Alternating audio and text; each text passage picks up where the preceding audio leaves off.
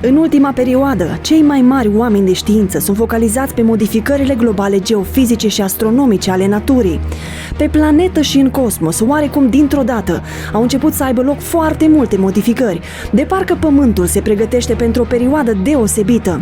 Lumea științifică constată că schimbările naturale, prezente și viitoare, vor complica foarte mult viața pe planeta noastră. Cu această ocazie se constituie rezerve mondiale pentru ziua judecății, se construiesc stații de viață în cosmos și pe fundul oceanelor. Dacă am suprapune prognozele oamenilor de știință cu prezicerile profeților despre apocalipsa care vine, am observat că un colaps în natură într-un timp scurt este inevitabil. Cauzele acestuia pot fi schimbarea polilor geografice ai planetei și ai axei acesteia, megacutremurile, erupțiile supervulcanilor, activitatea solară crescută, distrugerea stratului atmosferic și acțiunea corpurilor cosmice cu o masă imensă și cu o puternică forță gravitațională, care se pot apropia din cosmos de Pământ și care chiar pot să cadă pe acesta. În legătură cu aceasta, Patriarhul Bisericii Ortodoxe Ruse, Kiril, a vorbit de curând despre venirea în scurt timp a sfârșitului lumii și despre a doua venire a lui Hristos prezisă în Biblie. După părerea Patriarhului, apropierea vremurilor de pe urmă se poate observa cu ochiul liber. Trebuie să fii orb să nu vezi venirea evenimentelor groaznice ale sfârșitului, despre care apostolul și evanghelistul Ioan vorbea în cartea Apocalipsa. Oare vom supraviețui anilor care urmează? Cine conduce lumea? Nici ghicitorii, nici astrologii, nici clarvăzătorii, nici mari oameni de știință, nici economiștii, nici profesorii, nici analiștii politici, nici psihologii, nici cele mai strălucite minți ale secolului nostru nu sunt în stare să prezică cu exactitate evenimentele care vin. Dar Biblia ne vorbește despre viitor și îl prezice cu exactitate.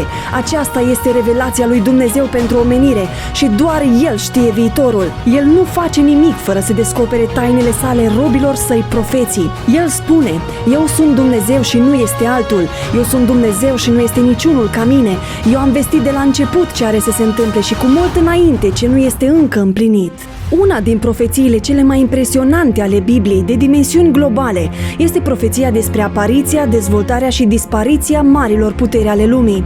În profeția lui Daniel, rostită în urmă cu mai mult de 2500 de ani, schimbarea conducerii lumii este reprezentată printr-un chip mare. Această profeție este confirmată de istoria lumii de mii de ani. Capul de aur al chipului este Babilonul. În anul 539 înainte de Hristos, Marele Babilon a căzut sub armata împăratului Cir. Conducerea lumii a trecut sub imperiul mezoperșilor. Acestea sunt mâinile și pieptul de argint al chipului. Apoi imperiul mezoperșilor a fost cucerit de grecul Alexandrul Macedon. Astfel, Grecia a preluat conducerea lumii. Acestea sunt pântecele și coapsele chipului care simbolizează funcția de reproducere și nașterea filozofiei păgâne grecești. Apoi, Marele Imperiu Roman a cucerit Grecia și a devenit cea mai influentă din lume. Stăpânirea romană este reprezentată de cele două picioare ale chipului, care sunt Imperiul de Est și Imperiul de Vest. Profeția lui Daniel s-a împlinit în decursul veacurilor și ajunge până în zilele noastre. În lumea de azi, cele două picioare ale chipului babilonian sunt civilizațiile de Est și de Vest. Astăzi, pe teritoriul fostului Imperiu Roman, se formează degetele de la picioarele chipului. Liderii mondiali afirmă că trebuie formate Statele Unite ale Europei. Prezicerea despre degetele de la picioarele chipului vorbesc despre structura lumii de azi. Astăzi, planeta este împărțită în câteva mari sfere de influență, ceea ce este în concordanță cu profeția. Picioarele și degetele de la picioare ale chipului erau o parte din lut și o parte din fier, ceea ce vorbește despre o împărăție despărțită. La apogeul reîntregirii fostului Imperiu Roman se va arăta Anticristul. Nu este pur și simplu actuala politică mondială, ci continuarea istoriei mondiale care a fost descoperită și arătată cu mii de ani în urmă.